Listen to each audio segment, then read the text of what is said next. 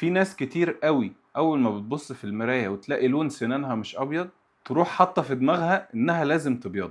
بس خليني اقولك، مش معنى ان سنانك لونها غامق يبقى معنى كده ان هي مش كويسة.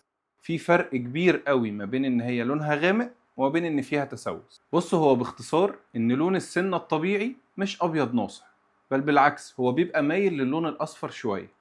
وده ليه؟ بسبب طبقة التاج اللي موجودة تحت من الأسنان. في فرق كبير قوي ما بين تصبغات ناتجة عن الشاي والقهوة أو السجاير ولون طبيعي ناتج عن السنة نفسها وتركيب السنة نفسها. طيب لو التصبغات دي خارجية وخفيفة دي عادي بتتشال بالتنظيف، مفيش فيها أي مشاكل. لكن لو ده لون سنانك الحقيقي فحتى التبييض مش هيوصلها لك للبياض الناصع. وكمان في ناس فوق ده كله بتروح تدور على تبييض الأسنان وأسنانها أصلا فيها تسوس أو عندها لسة ملتهبة، وده بيعمل مشاكل كبيرة قوي. وساعتها النتيجة مش هتبقى حلوة، لا بل بالعكس هيبقى الضرر أكبر من النفع. مش كل سنة لونها مش أبيض يبقى فيها مشكلة. ساعات بتكون محتاج تبص على أسنانك بعينك الطبيعية، مش بس بعين فلتر أو بعين تركيبة متصنعة. أهلا بيكم في حلقة جديدة من دكتور عبود.